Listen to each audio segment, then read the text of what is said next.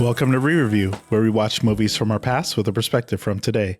Your hosts are Matt, Bobby, and Austin, and we love the films from our youth, so we're taking a look back to see if they still hold up. On this episode, we're discussing Demolition Man. It was released in 1993, directed by Marco Brambilla.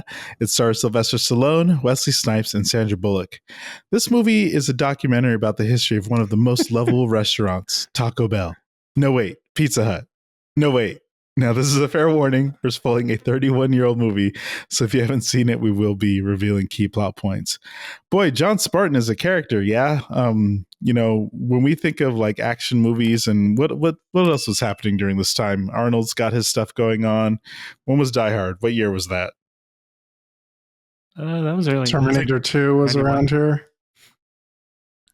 Obviously Stallone, big time action hero guy, Rambo, all the stuff that everyone loves that he's done, obviously Rocky. In the 90s, do you think of him having a big action movie presence?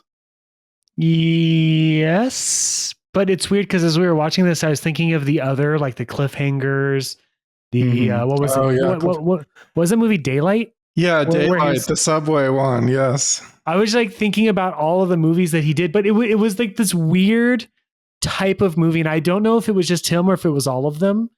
It wasn't like the 80s where you just had like these Marines or anything like that. But it wasn't like just, them being just macho guys in general. They had to be something else. Like it was in this weird thing. It was like, yeah, he's an action star, but he's also, a cliff spelunker or whatever, he's like, it was like this weird time where they were taking action stars and kind of like trying to make them do other stuff. Like, yeah, Arnold Schwarzenegger is a badass action spy, but he's also a dad and a husband. Is that why they made the character John Spartan crochet? I kind of get the feeling that was probably the reason why they did that. It doesn't seem like a very useful skill to have a prisoner to take out by the end of it. To become a sweater manufacturer. They missed the opportunity to have like a some kind of knitting fight. He stabs somebody with his knitting fork or whatever they call those things. You do have a point that should have somehow tied into a plot point later on where he had to like maybe oh my god, what was Huxley got injured and he had to like sew her shut or something. Yes, in order to save her life. Like stitches on the fly. Somehow but it would the tie stitches into are it. gigantic because he doesn't know how to do a tiny stitch. It's just gigantic crochet stitching.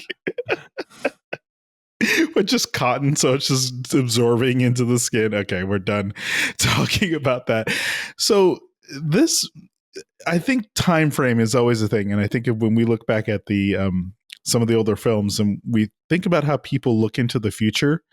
If I asked you, Matt, you're going to make a film today and you're making a film that you're predicting the future, how many years out are you going to go when you bring up your marquee and you want to tell the people what year the movie is in and you're making it today in 2024? What year are you going to pick for your movie? I mean, if I had any control over it, I'd either do something in the very near future. So there's only three options that I think make any sense that you can somehow get away with in filmmaking and not get, into the situation this movie got into. You either set into the fairly near future, so within the next 5 to 10 years. Like the X-Men movies, they say not too distant future and they don't really change a whole lot. Yeah, because then you can kind of get away with a few kind of fantastical elements. You set it into like the really distant future, like Fifth Element, where you're like, well, this is like 500 years in the future. So this movie's not going to make it to 500 years for somebody to call us out on our shit, right? Right. Or you do an alternate reality type thing where it's like, it's not really our version of Earth. So you can kind of get away with, so like if you want to do the steampunk route or, something so that you don't have to be, held to it. Well, this movie is 1996, but the release of this film is 1993. And boy, do we feel that they were inspired to paint LA in a very distinct light based on the activities. Would you say what year was the riots again? 92. So like the year before of 92. I think the time frames we have here, we got 96 is when things start. We will talk about the freezing in a moment, but we get into what did they unfreeze them in 2032? Yeah. Mhm. So not quite 40 years. No, not Yeah, even. a lot happens in 40 years. And in the time frame of this movie, the entirety of the world changes to where they don't use toilet paper anymore. Now, I know that's probably not the biggest takeaway, but what in the hell is going on that they don't use toilet paper? Okay, but think about it. Remember COVID times. What vanished quickly? Yes. These shells might have been the solution to the scarcity of toilet paper from the whatever in 2010 that happened. They didn't have any toilet paper, but they printed tickets on paper. That is thermal paper, sir. Oh, okay, good. It's not quilted toilet two-ply It's paper. not two-ply. Thank you for the explanation. I was wondering about what was going on there. I guess this is a challenging thing because I don't know where, and this is what Blade Runner did the same thing, right? With the date that it predicted for it taking place. Does everyone really think, as fast as tech moves, and don't get me wrong, the world has changed so much since the advent of the smartphone. But also, you know what it hasn't done? Changed so much that like 2008 to now and the smartphone, yes, there's that tech component, but people are kind of still people, and governments move slow to do stuff. This is like some rapid, insane. How many diseases did they say they went through within the span of this 40 years? Yeah, for all the STDs, at least 3, and then they did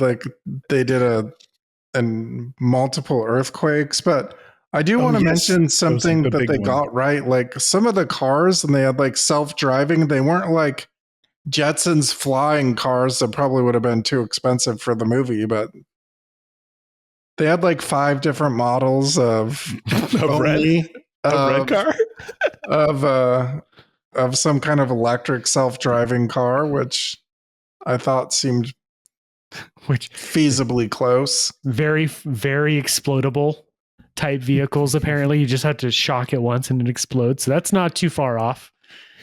It makes me want to ask, like, so Bobby, you just found something you feel like they nailed. What else do you think? Can you think of anything else, Matt, that they actually kind of got right?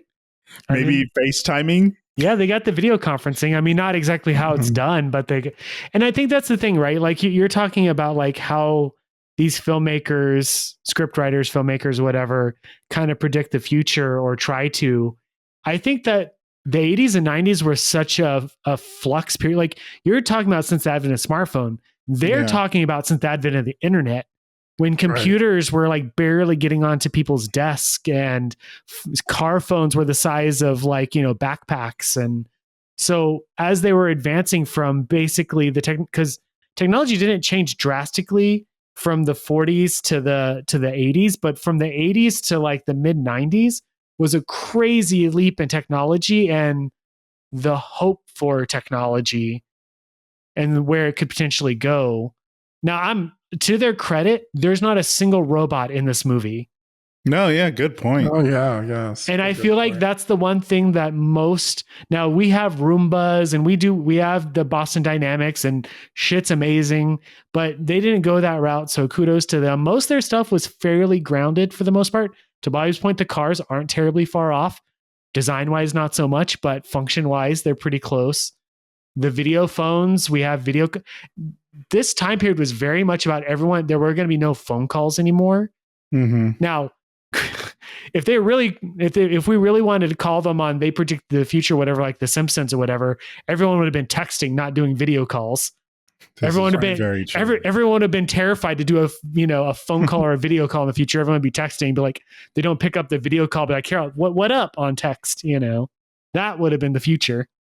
You're absolutely right. Communication would be totally different. How did you feel about the overworld computer that was clearly AI, or maybe just whatever it was that they would talk to and get information from? It was fine. I mean, it didn't feel like overdone. Like especially now, because it's really easy to compare it to like the series and everything else that, exists. I think that the one thing that I thought was interesting was and maybe this is my memory, correct me if I'm wrong. I swear they were talking to it. Yes, I felt that way. Yes. But then they would type in questions into computers that they had for it at times. Good point. I'm like, which one was it? I don't understand. It like switched a command line at certain times and then didn't. I think we also like the Jurassic Park user interface that we saw fly by just for a split second. I love that we're like 10 minutes into this and we're talking about the technology aspect of it more than anything else. When you're, this is, I think, the biggest catch is because when you see like, they're like, oh, it's 2032 and we're not that far away from that. It's disconcerting, right?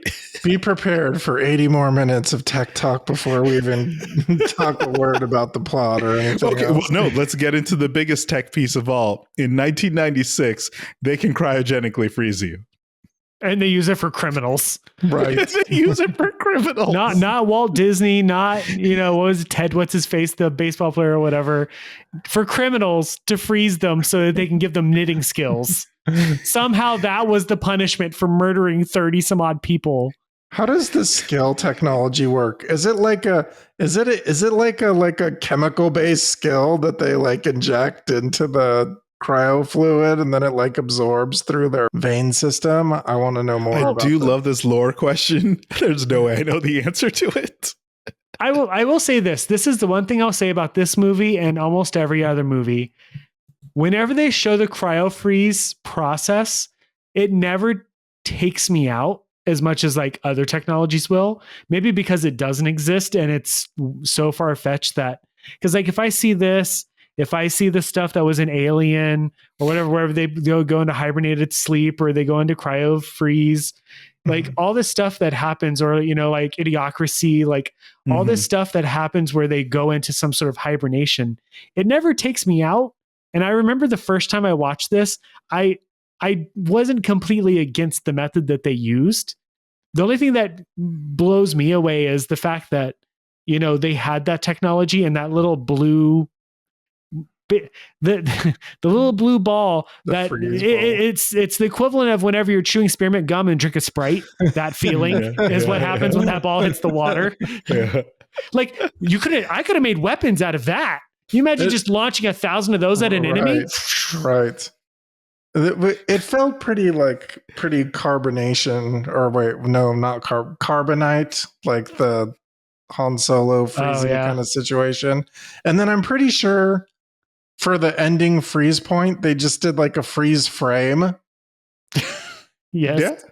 Yeah, absolutely. Yeah. It makes sense. I mean, it does make sense. It just felt a little too like freeze framey for me, because like there all of a sudden just became no motion whatsoever on the entire frame. It would have been nice if they would have had like a little bit of something moving to kind of sell the effect.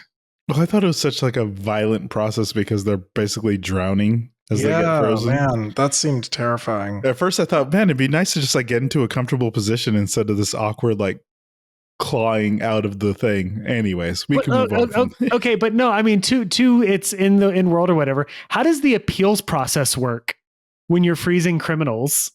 Like, how do you file an appeal? Why did he have to be naked? Why not? Is it? Well, yeah, right. But got to get all that skin contact. I mean, other than so I could oogle him, but I mean, like it seemed like the Terminator, where like your clothes can't, like go back in time with you. Your clothes can't go back in time. It's like your clothes can't freeze because they'll just like disintegrate off your body. And wait, I guess that's a great question and leads into talking about Simon Phoenix a bit. They pulled him out for the appeals process? I think he was like up for parole, if I remember correctly. Okay. Like, but I mean, even they were kind of like, this is kind of bullshit. Put him back in? Yeah, that's where it's kind of like, that doesn't seem like a very efficient system. Like, I don't know what the cost and everything else that goes into the cryo freeze process or whatever is, but it seems like that is wholly unnecessary.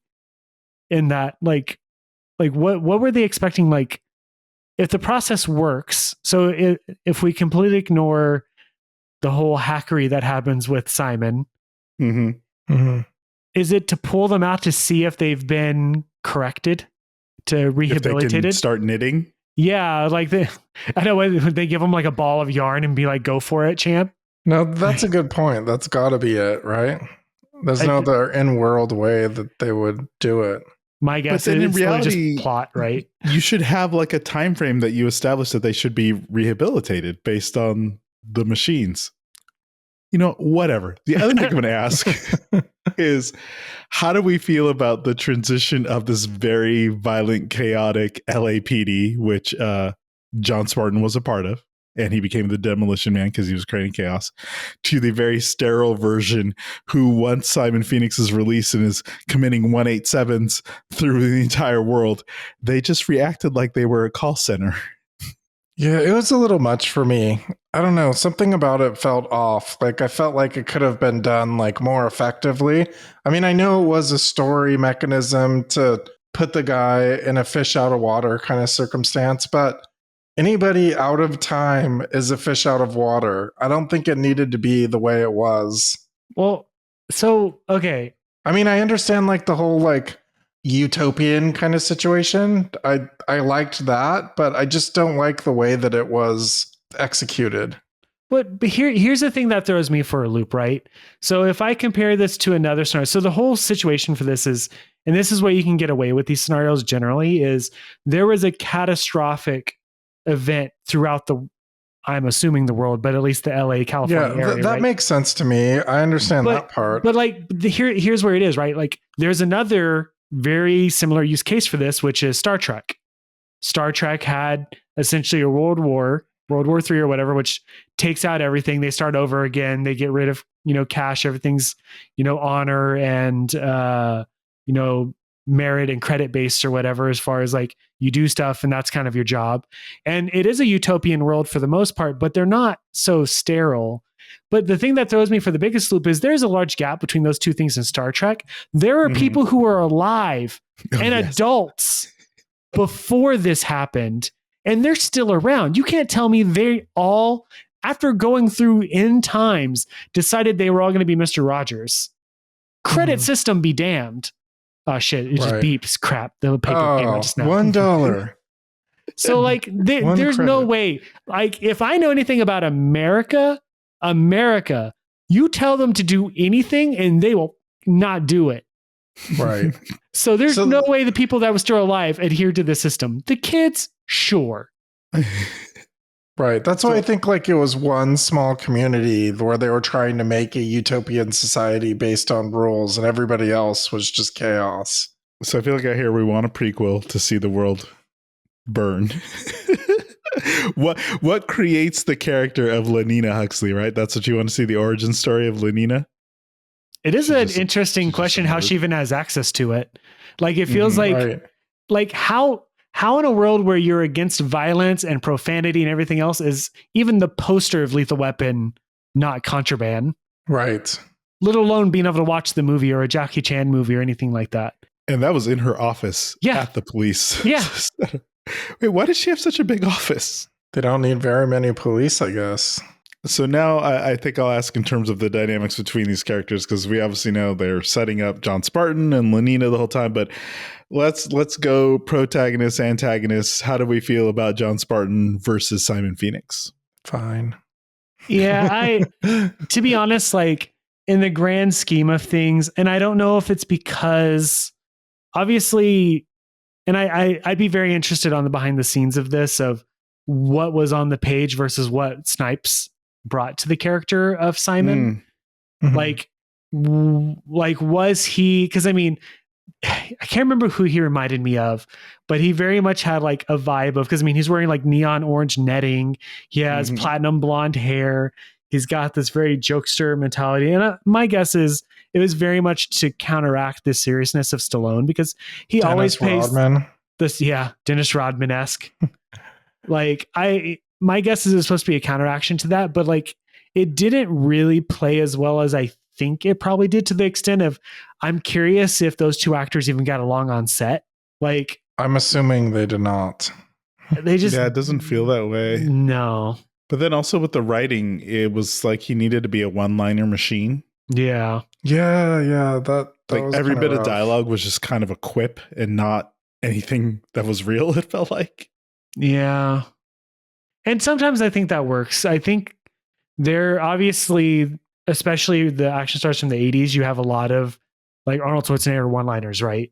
You probably like just start rapid firing all the one-liners that he's had, but they're usually memorable and well-timed. And I don't know, it almost felt like Snipes was almost embarrassed like saying some of the lines that he did. Even Stallone, during some of the stuff he was saying, I think he was a little bit more committed to it because he kind of had that 80s macho action guy vibe behind it as he was doing it. Yeah. But I don't know. Yeah, it's weird. I either want Simon to actually be even more crazy and somebody who could have pulled it off a little bit better, or a little bit more like, I never really got psychotic from him. Like he did psychotic things, but I never, like, to me, he should have been like a live action Joker in a way. Right. Chaos personified. And I just didn't quite get that. Maybe you just didn't get enough time to let it kind of like, grow and breathe. A little bit more would have made me feel it, I guess. And then ultimately, I guess the bigger, badder villain, even though his demise was fairly quick because his programming only worked on Simon Phoenix, Dr. Cocteau, he would have fit right in with the Hot Fuzz family, right? The greater good. Yeah. I always wonder, like, looking back on movies like these, is a character like that necessary? Is the plot line necessary compared to Simon Phoenix just freed himself? Like, you didn't have to give him the Matrix Kung Fu skills. He's just Simon Phoenix. He just broke out on his own, right? Right. I mean, I do kind of think that the idea of somebody breaking him out as part of like a larger conspiracy theory to like break up the utopia situation is interesting, or like, but this was like to keep the utopia and push the other people down. I think that's interesting, but like you said, I think that there's other ways to do it, like make it more of a twist. It, to me, was just weird because it's like, I don't know what level the other criminals were at. I'm going to assume they range anywhere from petty theft up to, maybe one or two of the items on Simon's list. But if you just wanted to kill friendly, why not the big bald guy? Like, he seems a lot more controllable than Simon was. Did you really need someone that's literally overkill in the grand scheme of things if you just need to get rid of friendly? I mean, did you even because well, no, I think this is the catch, right? We're back to the time he lived in the before time, right? So he's not disconnected from the thing he's trying to create again. Like, did you really need to like pump Simon with all that stuff that he needed pumping him with just to get him to get his job? Because I mean, it's not like, from my point of view, Edgar was a step ahead. He was literally just underground the entire time. That's all he was. Yep. Like a couple of well-trained, bloodhounds probably could have found him. Right. Well, they did mention they were trying to work on something. One of my notes I took down was just there's an element of it feeling at times, and we could talk about the action too, just cartoonish in a way with the approach to everything that we saw. I wrote down, just for both the gunplay and the fight scenes, it is nice in 2024 to see how much things have improved on both of those. Yes. I mean, one thing I did like was the practical explosions, but otherwise, like, except for the one at the end. Yeah. No, the entire time I was like, wow, this is, for a movie called Demolition Man, this action is so tame.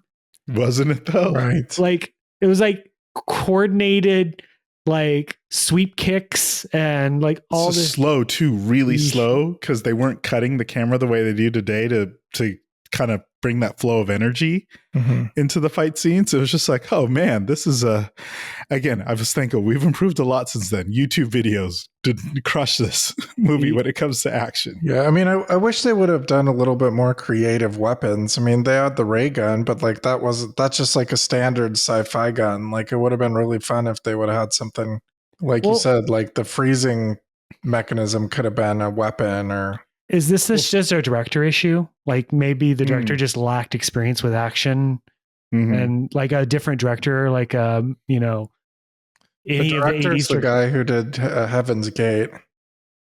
That's not much for the resume for action stuff. No, it's not action, but he directed Kanye West's Power video. He had a starting point with Simon Phoenix. The Well, you mentioned the ray gun, and in particular, they set up specifically that it's like a 2.5 minute recharge point, and that's only called to one time. And then after that, it seems like he was using that gun at will. Yeah. Yeah, I noticed that too. I mean, it did kind of seem like he wasn't rapid firing it as much, but they didn't use that. Wait, they said each shot was a 2 minute? That's how I interpreted it. Like there was a cooldown period. You could tell I played too many video games. I assumed it had a cooldown period. But it wasn't even that impressive of a weapon. I mean, a grenade launcher would have done more damage. Like that was the thing. Like if you're gonna have that sort of, process to get up to speed, like it's got to be worth it. Like that thing should be like taking down skyscrapers. Mm-hmm. But instead it was like it took out like a light pole the first time. Yeah, it was a light pole the first time or whatever it was, or a fire hydrant. We talked about the society. We know what's happening above.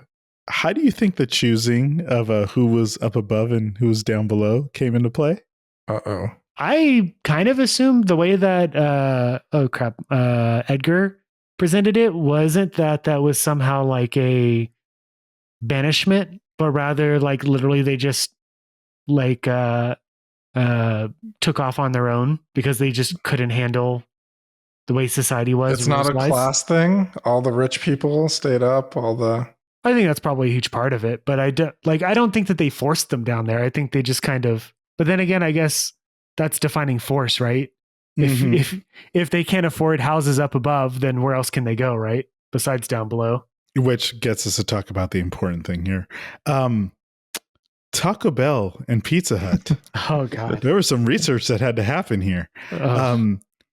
We have multiple solutions for the restaurant the brand that survived the restaurant wars. I have a question for you guys. How happy would you be if Taco Bell and Pizza Hut were the only restaurants?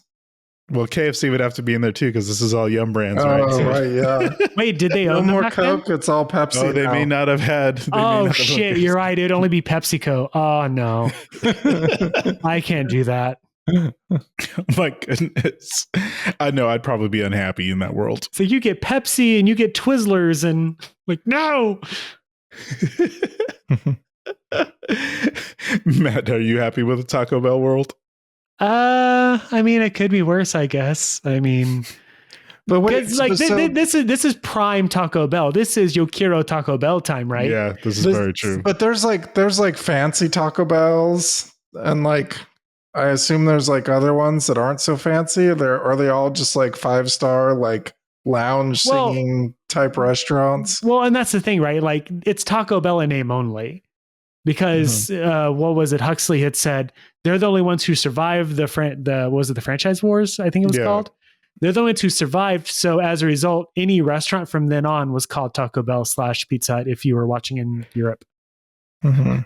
That's actually a good point. So it's still all the same variety of food. Everyone's just called Taco Bell. Yes.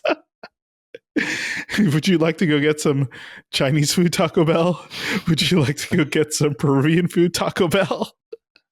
I would love if they still added the Taco Bell flair to it. Would be nice. Yeah, okay. Right. I was just thinking that they like make. So they're just like sprinkling Doritos Los Tacos on top. Yes. Hopefully, I mean, by this time they should have invented Doritos Los Tacos, right? For our characters who were battling this whole time, John Spartan, Simon Phoenix. Simon eventually kills Cocteau. He's got his buddies. There's a lot of gunplay. That they had a lot of guns for getting guns from the museum, right? And somehow a lot of bullets. Let's get to the epic scene at the end. They're having their final battle. Were you satisfied with the way that Simon went out? I mean, I was happy that it was some kind of like Indiana Jones style, like the whole melting face. It's not just he gets shot. I liked it. His shattering is actually one of my favorite things. I like the way that looked. Just I think because it was very like Gibbs, like video game Gibby. It was chunky. Right. Doesn't this sound super dark? I'm picturing I was like picturing the way it was made, like just some hollow shell that they like blew up and it had like just a bunch of stuff inside of it that came out. Yeah. I mean, this was 1 year after T2, right? Mm-hmm. Yeah, it did feel a bit T2-ish with the whole like. I mean, I appreciate the setup and the payoff to some. I mean, it felt very cheap for the most part. Whereas, like, you know, I would lose my head if it wasn't attached or whatever. And then getting that at the very end, like, that's fine. It could have been better. This is where, like, this movie, I feel like probably could have done with a slightly stronger rewrite. And granted, it's the type of movie that wasn't going for like solid storyline and plot, right? It very much was based off of a gimmick. I'm pretty sure the pitch was frozen cop in the future, right? I'm sure somebody walked into an office. Yeah.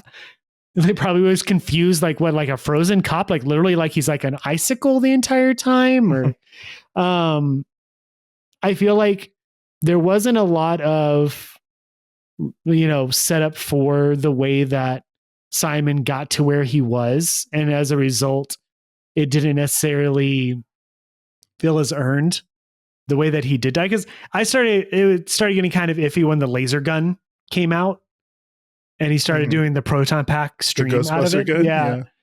And then the instant freeze, like, it looked like it was totally a Sub-Zero, like, fatality moment or whatever. Right. Like, it was fine, but I don't know. It kind of, it lacked that little bit of oomph that I think that could have pushed it over. I don't know what that could have been, but it would have been nice to have like a little bit more, like, you know, it being a little bit more cathartic or something, I guess. I think before we finish off, I'll mention one thing they did get wrong. They're still using laser discs. See, I can't escape the technology.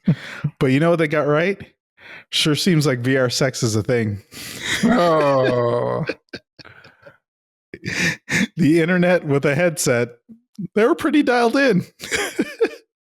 They predicted the metaverse and none of that fluid swapping, right? Oh, this is what Zuckerberg was watching when he came up. Oh, come on. No, I know this and Johnny Mnemonic. Those two. This is Johnny Mnemonic, yes. Bobby, now that we've talked about it, are you recommending Demolition Man? I mean, I think that there's other movies that can kind of give you what you want in this. You know, I think that there's other kind of more quintessential, like, 80s, 90s shoot 'em up kind of thing. So, I mean, while there's some neat things in the movie, I feel like it's like a trailer 10-minute recap kind of movie for me.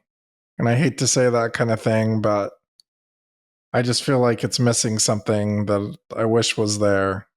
Maybe we'll get it in the series someday, but I really appreciate that, Bobby.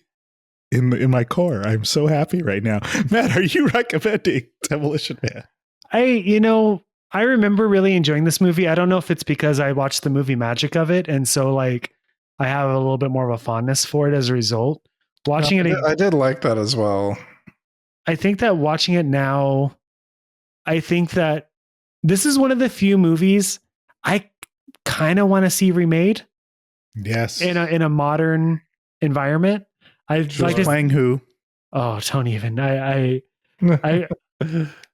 Who's John Spartan? Who would be the John Spartan of today? Who's, like, do you get somebody who's like a John Cena-esque type person, or do you get somebody who's a little bit more down to earth that, you know, like, not Keanu Reeves, but along that line, somebody who is really good, you know, good at portraying somebody who's really good at, like, causing chaos and destruction, but doesn't look like I'm going to say the term meathead, but, you know, looks a little bit more, you know, real. Oh man, I'd have to think about that, but I could see this movie being remade by an action director, maybe even the John Wick, you know, one of the John Wick directors or whatever, with modern cast. And I think I would be fine with that. I don't think that it wouldn't bother me. All that's to say, I don't recommend watching it. I think that to Bobby's point, I think that there's other movies that are better to watch from this time period that we've already mentioned in the span of this. Yeah, there's better Stallone movies for sure. I also appreciate this answer from Matt.